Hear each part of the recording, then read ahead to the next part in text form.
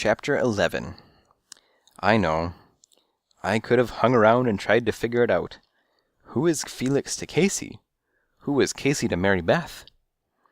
But who was I, for that matter, to believe I could figure it out? I was stumped, stunned, and stupid. I'd had so many curveballs thrown at me I felt like a plastic duck in one of those booths at the county fair. Hit the ducky and win the doll. I got up and went out to the street. The only idea that occurred to me was the obvious.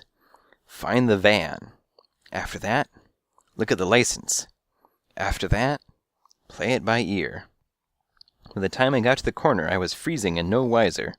The night, stretched ahead of me, was cold, lonely, and dark, and growing darker with every minute.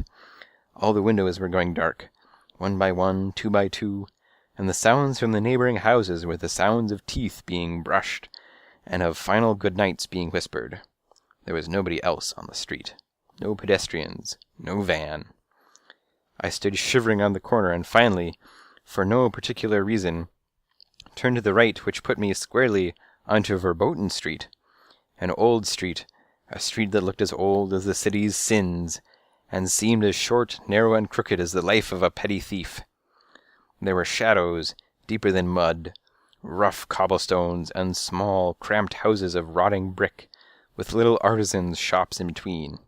The old silversmith, a window full of prettily hammered silver. The old ball game, a window so alluring I had to stop, as though the window were full of catnip. In a sense, of course, it was. There were bats, balls, and trading cards.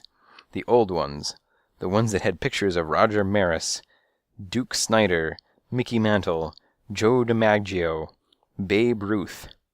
There was a bat that said Jackie Robinson, a ball that said Shoeless Joe, a mitt made of leather so exquisitely soft and oiled you could use it instead of a bed. There was a clock, the only item that I wouldn't have killed to own, that said 11 after 11, and a man stood winding it slightly off to the side. There are certain moments in life that seem to last for a couple of years, when every little detail is sharpened, pronounced, and too much goes by in a second to have merely passed in a second. What happened wasn't much. The man turned slowly, very slowly, looked in my eyes, and then slowly, or it seemed very slowly, lifted the clock as though to throw it against the window. I ducked, yelled, and ran.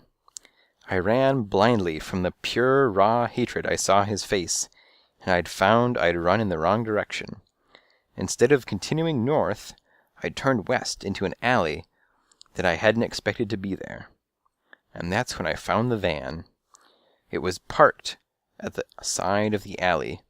Not exactly a total alley. It was more like a dead end with a fat tree and a brick wall.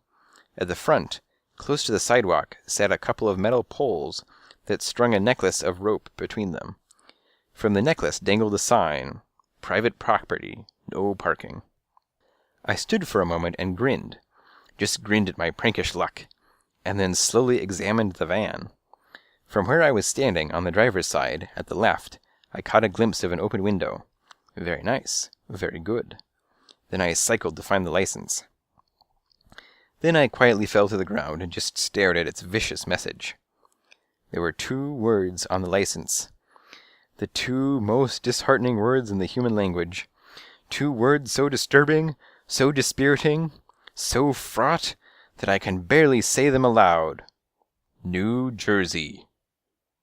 The villain and the van were from out of state. Out of state? Out of the planet? Out of orbit? Out of the question. How could I get there? What could I do? There was simply no imaginable way to get to New Jersey. Could I walk? It was 70 miles. Take the bus? Even large grown men were afraid of the bus, or, in any case, of the terminal. A building so dark, so infested with human crime that, as Spike had put it gorgeously, they don't call the terminal for nothing. There was only one solution. If Casey had Sandy in New Jersey, I'd hitch a ride. I was just about to make the big leap to the window when a shadow sprung from the ground. I whirled, and the shadow hissed. He was huge, A big, rat-fed, garbage-faced alley cat. The king defending his turf.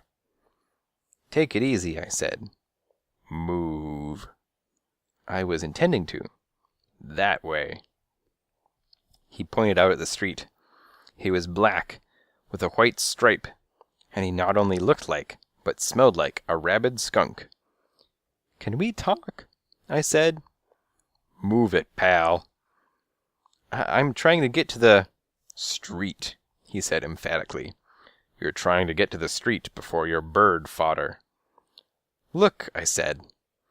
He skipped it and went for the leap. Zip blam! He shot out at me like a cannonball out of a catapult. I ducked, tumbled and rolled, hugging the pavement, holding my breath, feeling the sharp heat of his engines as he buzzed me and hit the ground. I was up again, mean and mad. He was madder and slightly bruised, and he charged again, trying to do karate with all fours, but I undercut him and spat. He reached downward and scratched my nose. That did it.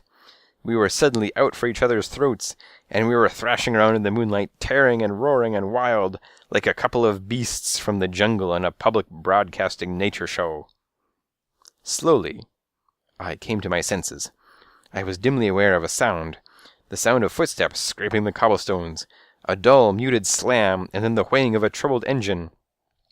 I called on my final reserves, called one mighty punch from my fading supply of punches, and I blasted out an uppercut that carried the bruiser away. He was flying into the air and went diving into a garbage pail. He settled in with a thump. Too late.